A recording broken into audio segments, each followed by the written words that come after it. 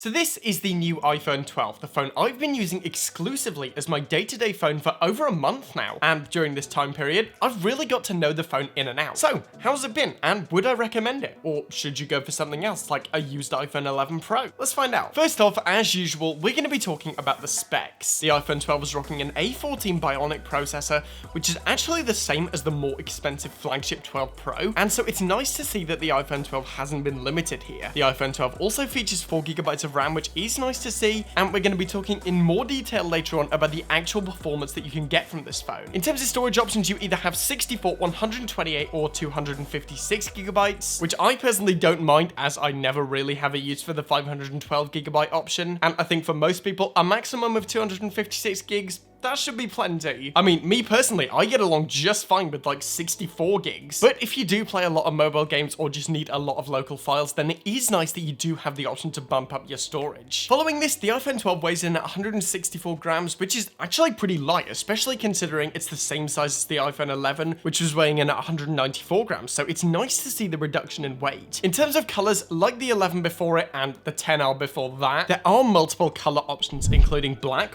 white, red, green, and of course that brand new blue color. Me personally, I went with the white one, partially because it was actually the only one I could get my hands on at the time, but to be honest, I'm actually pretty glad I did end up going with this one. I do really like how it looks, especially with that side bezel. So yeah, pretty pleased I got this one in the end. As for specs, that's pretty much it. I tend not to focus too much on specs when talking about iPhones because a lot of it is down to iOS performance, which we are going to be talking about later on, but those are the key specs you need to know. Next up, we have build quality. So this is a 2020 release from Apple, so obviously it's gonna have a glass back, and there's definitely some pros and cons to this. An obvious pro is that the iPhone 12 just feels amazing. The glass body combined with that new shape that we are gonna be talking about later just feels as premium as ever. It looks nice, feels nice, and overall it's just a great experience. That said though, this obviously does increase the overall breakability of the phone. However, Apple have actually added a new technology to the iPhone 12 known as ceramic shield coating, which Apple claims makes this thing 4 times more durable when dropped. From what I've read, it's essentially small ceramic nanocrystals that have been embedded in the glass matrix, and during the month that I've been using this phone, it's been used almost entirely without a screen protector in a case, and it's survived just fine. That said, I would still recommend using a case with the iPhone 12. It just came out, it's expensive, so not really going to be taking any risks. Another typical weak point for iPhones is the camera bump. Having that protruding lens design can make your camera more likely to get scratched. That said, it does seem a little more recessed in the iPhone 12 versus previous phones, which is nice. And I haven't had any issues with scratching throughout my ownership. Of course, it's a modern iPhone, so we do get an IP68 dust/water resistance rating. And I've actually read in some places that this thing can survive in up to 6 meters of water for 30 minutes. That said, that is conflicted, so I personally wouldn't recommend going any further than 2 meters with this phone. In fact, I wouldn't recommend relying on it at all. Really, it's just to stop your phone breaking if you accidentally spill something on it or drop it in the washing up bowl. I've personally got it wet during my use time and it's handled it great. Generally, with a phone rated IP68, as long as you're not the type to leave your phone in your pocket while you go scuba diving, should be fine with the odd accident. Overall, in terms of build quality, it's pretty much what we'd expect at this point. Nice and premium with that nice incremental bump and protection, but I would still recommend a case. Up next, we got the screen. Considering that this is the successor to the iPhone 11, it actually got a nice little upgrade here. The iPhone 12 features a 6.1-inch Super Retina XDR OLED panel with a resolution of 1170 by 2532, and I personally think this is one of the highlights of this phone. It's got a typical peak brightness of 625 nits, however, due to the fact that it's also HDR10 certified, in this mode, it will reach a peak brightness of up to 1200 nits, which is awesome to see. It also has a PPI of 460, Dolby Vision, and is all in all pretty outstanding. From the moment I started using it, I was very impressed with how sharp it was. It was crystal clear even on the brightest days, and I've never found myself wanting for anything more. Of course, it's a modern iPhone, so it does have a true tone display, which essentially means that if your lighting situation changes, the colors will actually change, so you'll always get really nice, accurate colors. Doesn't sound like much, but pretty hard to go back once you tried it. In terms of secondary interaction, Apple decided to go with haptic touch. Now, some of you may know I was a really big fan of the pressure-based 3D touch. Haptic touch actually works differently. It works on a long press instead of a hard press. On the iPhone 12 though, Apple have done a great job at making it feel very similar. Whether it be creating new notes or opening up the Instagram camera, everything just feels so much more fluid using this. Yeah,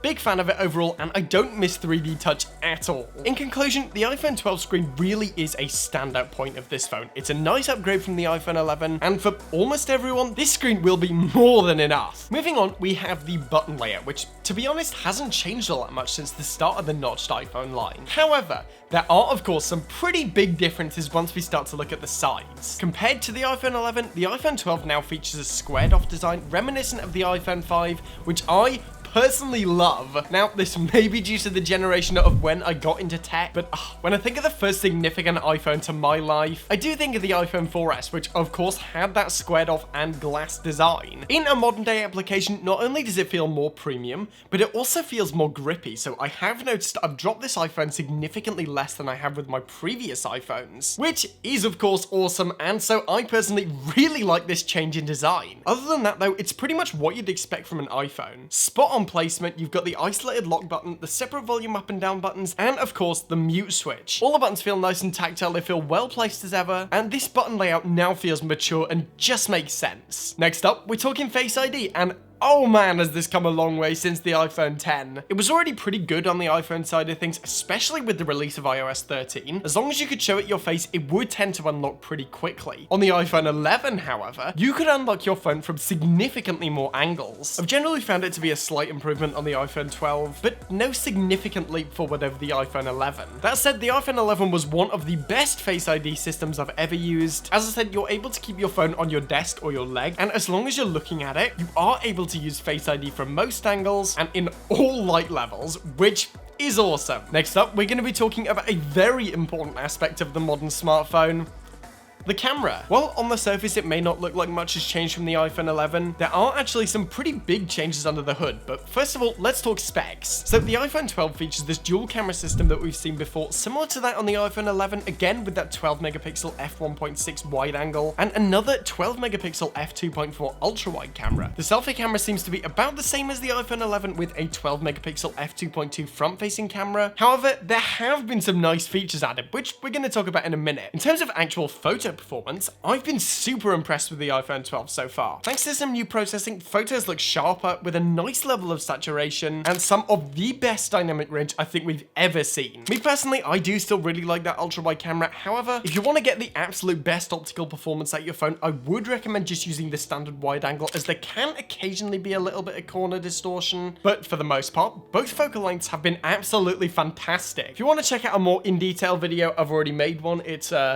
up there. In terms of night mode, I have actually noticed it to be overall better than it was on the iPhone 11. The technology just seems that little bit more refined, and I've been able to pull off some amazing looking low light shots with this camera. But again, I have found that it does work best on the wide angle. Of course, portrait mode still works. That's a staple of iPhones at this point. And again, I do feel like it's been slightly refined. The blurry background now does feel a lot more natural. It just looks more organic versus the old background where you would occasionally see those jagged edges, and don't get me wrong, very occasionally still see that on the iPhone 12. However, that fade from in focus to out of focus now just looks a lot more natural. So yeah, nice improvement on the portrait mode. Now we get onto some of the really exciting changes, specifically with the video. Not only can you still shoot up to 4K 60 FPS with some of the best stabilization I've seen, you can also, at least up to 30 FPS, shoot Dolby Vision HDR. That is insane. With this, you just get more dynamic range out your videos, and I always like to see that. I mean, who doesn't like dynamic range? Jonathan Morrison has actually done some really great HDR testing videos, but I personally think this is one of the biggest leaps forward in iPhone video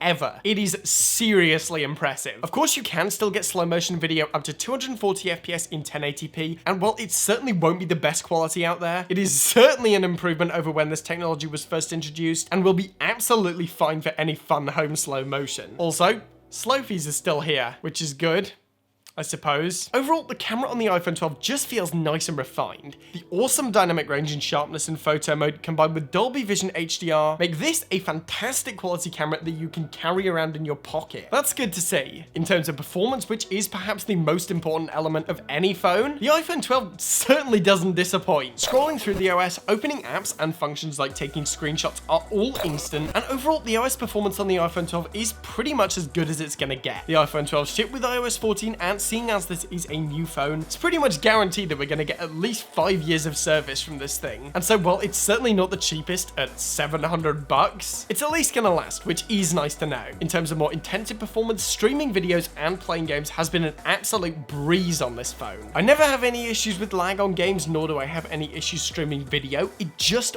works. And of course, thanks to that new A14 processor, this is likely to be the case for a pretty long time. Next up, we got the speakers. To be totally honest, I haven't noticed a huge difference coming from the iPhone 11. That said, if you see my iPhone 11 review, then you will know I really liked the speakers on that phone. I found they were nice and loud with a good full sound. And while obviously it's not going to be as good as a dedicated speaker or a good pair of headphones, for casual listening, I found that these speakers are great. Whenever I'm watching a video or listening to some music, I never find myself really wanting more, and that's exactly what I think phone speakers should be. Convenient and, of course, with good enough sound quality not to be distracting, and thankfully, the iPhone 12 seems to tick both those boxes. Finally, of course, we're talking battery life. In terms of specs, the iPhone 12 features a 2,850 mAh battery, which can, of course, be charged wired, wireless, and with that new MagSafe charger, which I haven't personally tried yet. However, I found, at least for me, wired charging does work pretty well. Okay, so this is all well and good,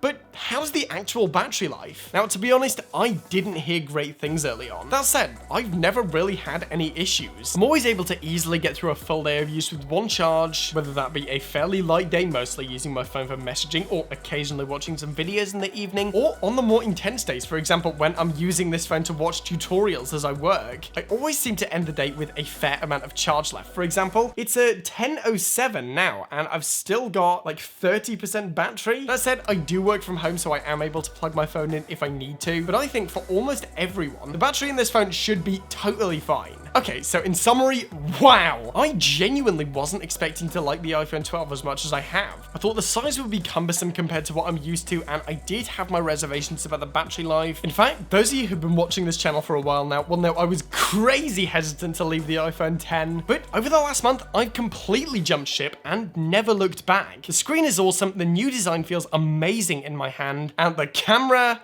simply rocks. If you want a phone that's going to last for years with great performance, then it's hard to go wrong with the iPhone 12. That said, if you do want the bonus features like the LiDAR sensor and the extra camera, then it might be worth checking out the iPhone 12 Pro, but as I said, for most people, including myself, this phone is going to be near perfect. So yeah, at least as my personal phone, I think I'm going to keep using this thing for a while. Alright guys, so that's it for today. I hope you've enjoyed this one. This is probably the most effort I've ever put into a review. I do want to give a big shout out to the people who donated towards the iPhone 12 review fund, specifically Scott Magnahoob. Seriously, that was really cool of you. Let me know in the comments what you guys think of this phone. As for now though guys, as always, thank you for watching. Remember to like the video if you want to see more content like this, then smash that subscribe button. I'm done for now, and I will see you guys in the next one.